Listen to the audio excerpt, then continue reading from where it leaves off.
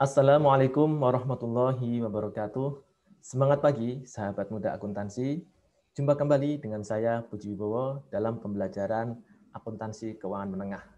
Pada kesempatan kali ini, saya akan menyampaikan beberapa materi penting berkaitan dengan topik bahasan mengenai penilaian aset tetap. Ya, di dalam buku Pak Geso, kita jumpai berbagai macam konsep bagaimana seharusnya kita melakukan penilaian atas property plant equipment yang diperoleh oleh sebuah perusahaan ya atas transaksi yang normal. Nah, pada materi sebelumnya kita telah membahas bagaimana sebuah aset itu dinilai sebesar pengorbanan yang dikeluarkan oleh perusahaan sampai dengan aset itu siap untuk digunakan. Ya. Pada video kali ini saya akan membawakan beberapa kasus khusus di mana kasus khusus ini memerlukan juga beberapa treatment khusus. Khususnya bagaimana kita bisa menghadapi beberapa transaksi yang memerlukan kecermatan di dalam penilaian aset tetap tersebut. Nah, secara umum sahabat muda akuntansi, kita mengetahui bahwasanya perusahaan itu akan mencatat property, plant and equipment itu dalam dua hal ini ya. Dia akan mempertimbangkan apakah dicatat sebesar fair value dari apa yang mereka serahkan, sumber daya yang mereka serahkan ya, ataupun fair value dari aset yang diterima ya. Tapi di sini ada catatan, manakah di antara kedua itu yang lebih clear, lebih jelas buktinya, lebih jelas ada bukti-bukti transaksinya. Maka kita akan menilai aset tetap itu berdasarkan fair value dari aset yang kita serahkan atau sumber daya yang kita serahkan atau fair value dari aset yang kita peroleh. Mana yang lebih clear evidennya ya.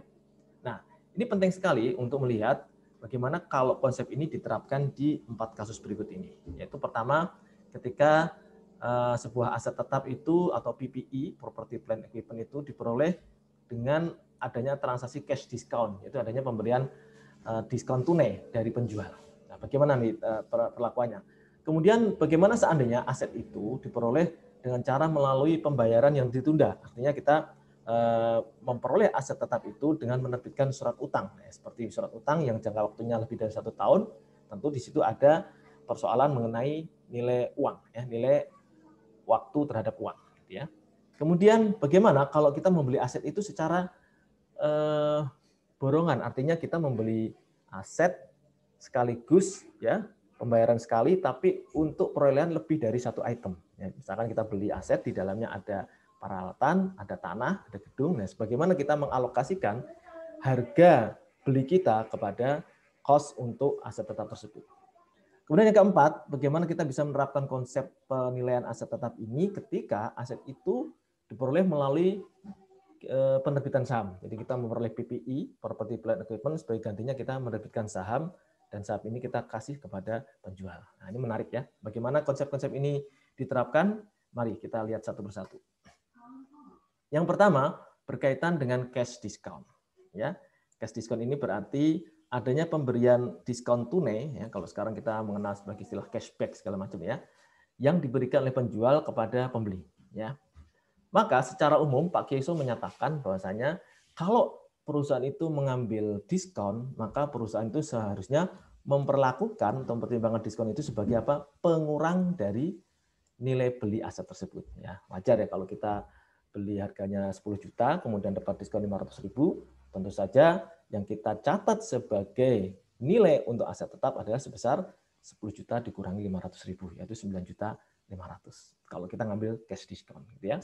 Nah, pertanyaannya adalah bagaimana seandainya perusahaan itu tidak mengambil cash discount? Apakah perusahaan tetap mengurangi cost dari aset yang diperoleh seandainya tidak jadi mengambil cash discount? Nah, ini pertanyaan menarik ya, karena ada dua pendapat di sini ya.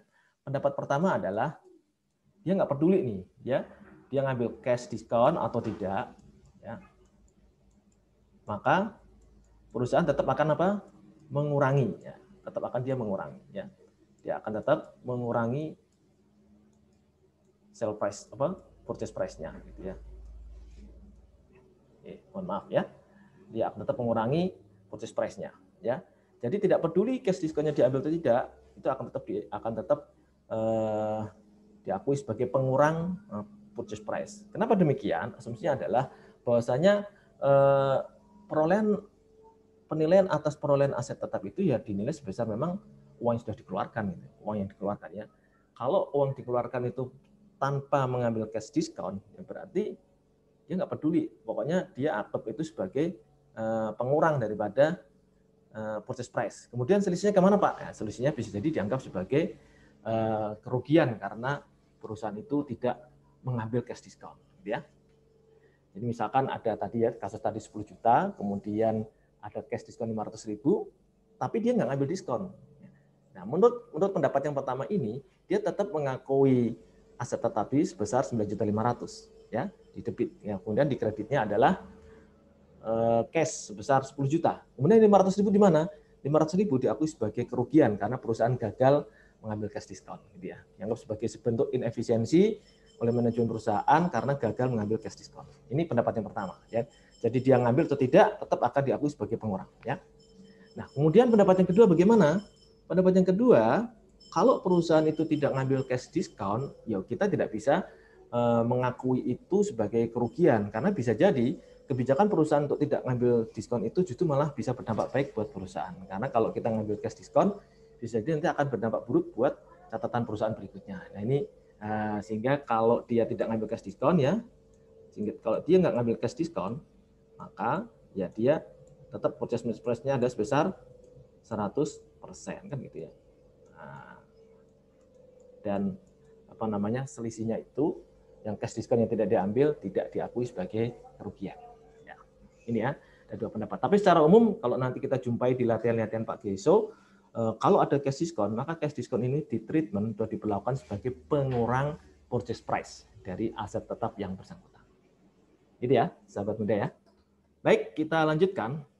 Bagaimana kasus berikutnya adalah yang kedua, aset tetap atau PPI diperoleh melalui deferred payment contracts, melalui pembayaran kontrak pembayaran yang tertunda. Artinya perusahaan itu harus mengeluarkan semacam long term credit ya, kontrak ya. Long term creditnya itu bisa berupa notes payable, bisa berupa bonds payable ya dalam memperoleh aset tetap. Maka perusahaan tidak akan mencatat itu sebesar nominal surat utangnya, tapi sebesar nilai sekarang dari utang yang akan jatuh tempo dalam beberapa tahun mendatang. Nah, gitu ya.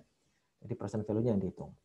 Nah, sebagai contoh ini di bukunya Pak Geso menjelaskan Good House Company ini misalkan membeli aset hari ini untuk ditukarkan dengan apa? 10.000 zero interest bearing note payable. Artinya apa? Dia ingin menukarkan dia ingin memperoleh aset tetap dengan cara dia menerbitkan notes payable tapi yang zero bearing interest rate ya. Seolah-olah tidak ada interestnya di sana gitu ya. Tapi kita anggap bahwasanya interest rate yang berlaku saat itu yang lebih tepat adalah 9% ya untuk single payment ya, pembayaran sekaligus nanti dalam 4 tahun mendatang ya, dalam 4 tahun dari sekarang. Maka kita akan menilai aset tetap itu gimana caranya? Karena kita tahu ini ya, suku bunga yang berlaku di pasar adalah 9% ya, meskipun sebenarnya notes payable itu adalah zero interest bearing note ya, maka kita akui aset tetap sebesar diskon rate-nya ya, dikalikan diskon rate-nya. Itu 10.000 dikalikan diskon rate-nya gimana? Kita lihat di tabel nanti 0,70843. Dari mana angka ini? Lihat di tabel, nanti kolom 4 tahun, kemudian dibandingkan dengan baris 9%, itu akan ketemu 0,70843, dikalikan 10.000 menghasilkan apa namanya? 7084 gitu ya. Nah, ini kalau pakai single payment loan. Terus bagaimana Pak? Ini debat angkanya kok jadi 75816 ya. Ini harus ditambahkan dengan interest rate ya, interest rate yang apa namanya? Yang secara implied gitu ya. Itu nanti berapa? Nanti akhirnya jatuhnya dapat 75816 ya. Jadi ini 70 kan baru dari prinsipalnya ya. Ditambah dengan implied interest rate-nya nanti ketemu 75816. Ya, kemudian bagaimana? Berikutnya kalau pembelian itu melalui lump sum purchases. Lump sum artinya apa? Kita tuh beli barang borongan ya. Bayar sekali tapi dapat barang macam-macam. Nah, ini bagaimana cara kita mengalokasikannya? Harga beli itu dialokasikan sebesar fair value, relatif dari fair value aset tersebut. Ya, kita harus mengetahui dulu fair value dari aset tersebut berapa untuk dialokasikan ke harga belinya. Ya, sebagai contoh, misalkan si Nordic Homes ini memutuskan membeli beberapa aset ya, macam-macam ya, ada inventory, ada land, ada building ya. Dia membelinya seharga $80.000 ya. $80.000 dapat 3 barang ini ya, inventory, land sama building. Terus bagaimana kita bisa mengalokasikan 80.000 ini ke 3 barang ini karena si pembelinya tidak memberikan informasi bahwa si inventory harganya berapa, land harganya berapa, building harganya berapa. Yang kita tahu di situ mungkin ada book value-nya ya, book value-nya 30.000, 20.000, 35.000 sehingga totalnya 85.000. Tapi dasar pengalokasian kita bukan book value, kita lihat fair value-nya. Fair value-nya adalah ternyata inventory 25.000 fair value-nya, land 25.000 dan building 50.000 sehingga harga inilah yang akan kita jadikan sebagai basis alokasi. Ya, sebagai contoh di sini untuk inventory karena fair value-nya adalah 25.000 maka cara kita mengalokasikan harga belinya adalah 25.000 dibagi total fair value 100.000 dikalikan harga belinya 80.000 dapat 20.000 inventory ya. Kemudian untuk land 25.000 fair value-nya dibagi 100.000 total fair value dikalikan harga belinya, harga beli secara lamsam 80.000 dapat 20.000. Nah, building juga demikian ya.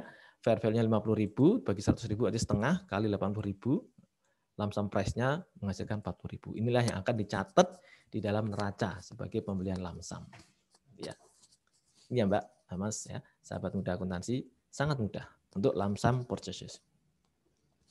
Nah, terakhir bagaimana kasus kalau pembelian PPI ini dilakukan dengan cara kita menerbitkan saham. Nah, ini menarik ya. Kalau kita hanya semata mengandalkan nilai par atau nilai nominal dari saham, maka itu tidak sepenuhnya tepat untuk mengukur harga perolehan dari atau nilai perolehan dari PPI. Maka kita nggak bisa pakai par atau stated value. Yang kita lebih cocok adalah kalau pasar saham itu aktif, maka kita pakai fair value daripada saham tersebut. Ya, karena saham itu aktif diperjualbelikan kan. Nah, kita tahu jadi nilai saham itu berapa, itulah yang akan kita jadikan sebagai nilai perolehan dari aset tetap. Ya. Kalau memang saham itu aktif diperdagangkan. Ya. Namun jika ternyata perusahaan tidak bisa menentukan fair value dari ordinary shares tadi, maka perusahaan bisa ya mengestimasi fair value dari properti. Ya. Baru kalau memang sahamnya nggak ada market value-nya, nah, perusahaan bisa mengestimasi berapa nilai wajar dari properti yang diperoleh. Sebagai contoh ya, di Upgrade Living membeli tanah ya untuk keperluan investasi perusahaan ya. Nah, dia itu membayar tanah itu dengan cara menerbitkan 5.000 ordinary shares, waktu itu per value adalah $10 ya nilai nominalnya atau stated value, sementara market price-nya $12. Sehingga bagaimana si Upgrade Living mencatat perolehan PP ini dengan cara, nah ini karena sudah dapat market price dari ordinary shares adalah $12, maka $12 dikalikan jumlah lembar saham yang diterbitkan, 5.000. Dapatnya 60.000. Kemudian ini dianggap sebagai nilai perolehan dari land ya. Dari land-nya ini ya. Oke. Kemudian kreditnya adalah nilai saham yang diterbitkan ya. Share capital ordinary-nya adalah $10 ya, par value-nya kali lembar saham yang diterbitkan. Kemudian selisihnya adalah dia jadi semacam paid in capital ya atau premiumnya lah di situ ya. $10.000. Ini ya, kalau kita menerbitkan saham untuk memperoleh PPI. Nah, ini nanti kalau kasusnya sebaliknya perusahaan tidak mengetahui market price dari ordinary shares, maka perusahaan harus mengestimasi fair value dari properti yang diperoleh. Oke, demikian ya teman-teman semua video sesi pertama ini mengenai penilaian aset dengan cara adanya cash discount, kemudian adanya deferred long term payment ya, kemudian bagaimana kalau ada lump sum purchase price ya, ada lump sum pembelian secara borongan. Dan yang keempat adalah bagaimana kalau memperoleh PPI itu melalui penerbitan saham. Video ini akan berlanjut di video kedua yang lebih menarik lagi. Kita akan membahas secara khusus bagaimana perolehan aset itu dicatat kalau diperoleh melalui pertukaran aset. Ya, jangan kemana-mana, simak video berikutnya masih bersama saya di pembelajaran akuntansi keuangan menengah. Semangat pagi. Assalamualaikum warahmatullahi wabarakatuh.